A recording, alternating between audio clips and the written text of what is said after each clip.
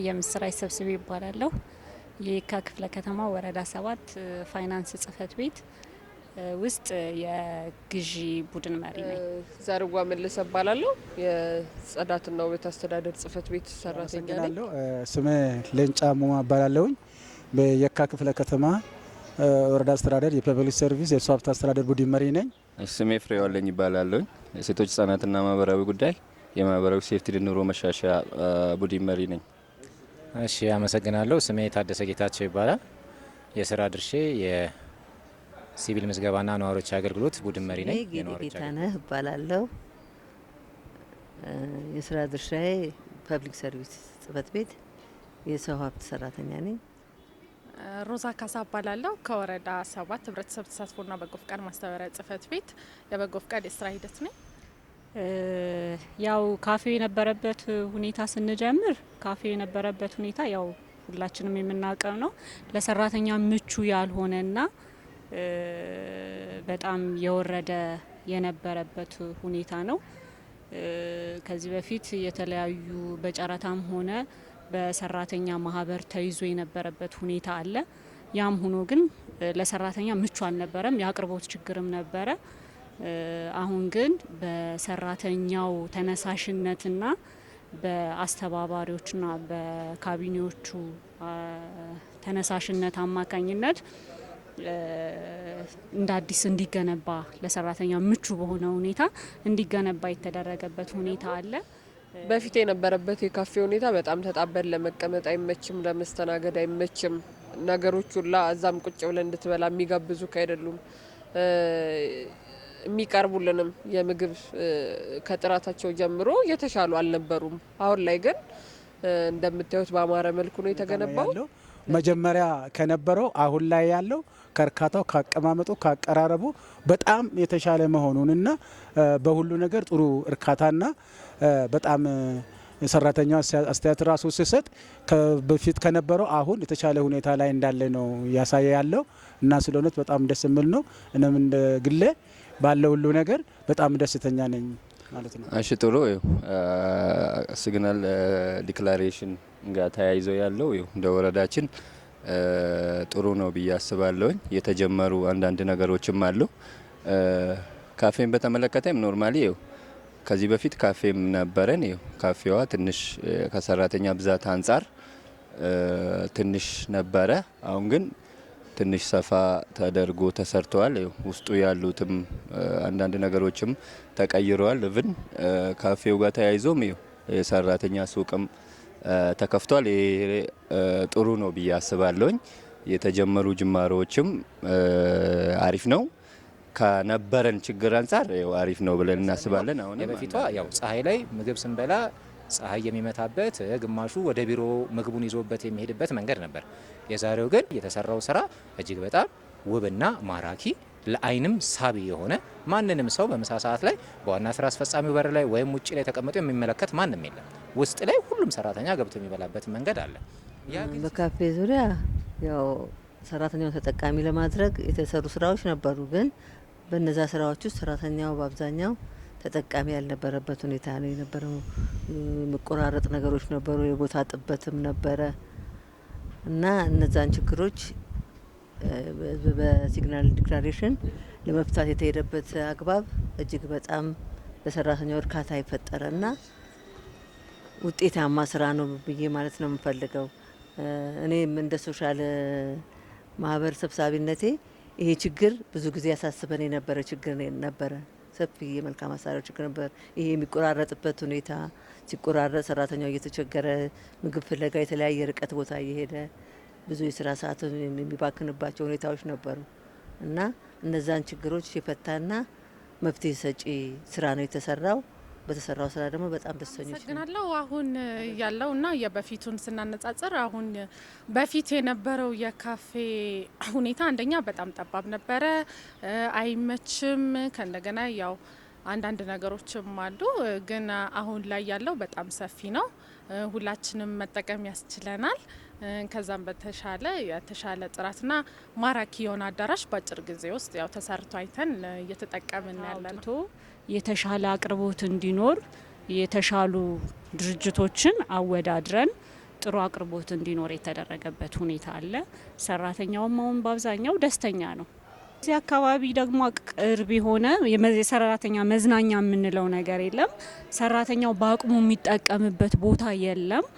ስለዚህ ከዛ አንጻር ሰራተኛው በጣም ደስተኛ ነው። እዚሁ ግቢው ውስጥ የትም ሳይንገላታ ፀሐይ ሳይመታው ሻይ ቡና የሚልበት አጋጣሚ ስላለ እሱ በጣም ደስተኛ ነው በሰራተኛ በኩል ማለት ነው። የተሻለ ካፌ ለሰራተኛው ተብሎ ተገንብቷል። አገልግሎት አሰጣጡም በጣም የሚያረካ ነው። የፈለግነውን ምግብ በሚጣፍጥ ሁኔታ ተመግበን ተደስተን በንጹህ መመገቢያ ካፌ ውስጥ ነው ያለነው።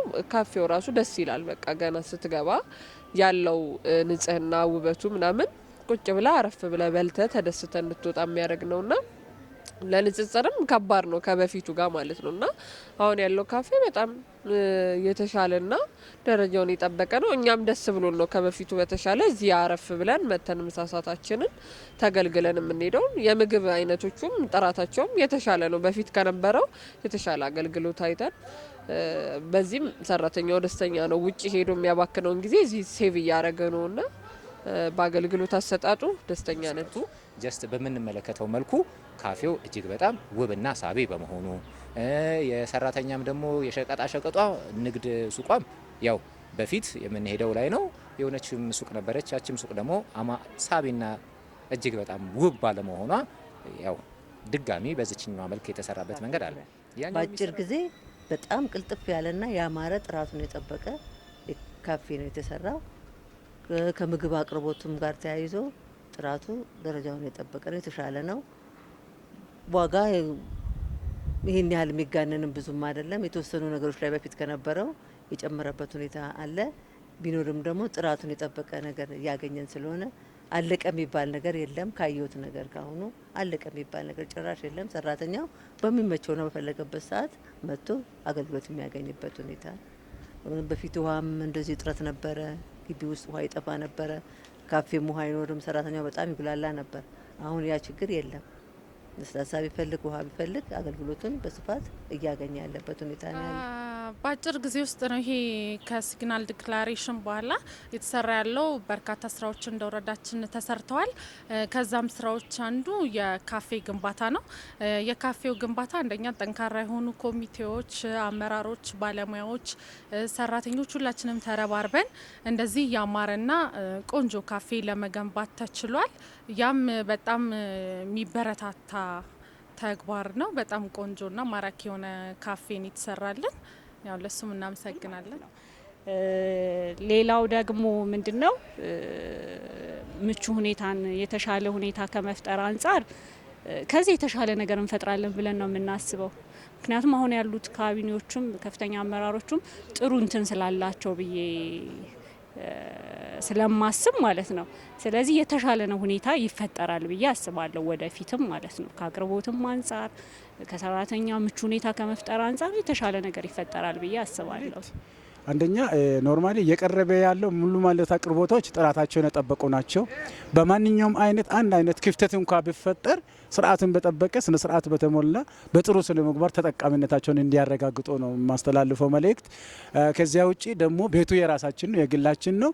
ንጽህናው በጣም ተጠብቆ የተሰራ የተገነባ ህንጻ ስለሆነ ሁሉም ሰው ማንኛውም አይነት ነገር ሲጠቀም ጥንቃቄ እያደረገለት እንደራሱ ህይወት እንደራሱ ንብረት ጥንቃቄ እያደረገ ተጠቃሚነቱን እንዲቀጥል የሚል መልእክት ነው ያለ።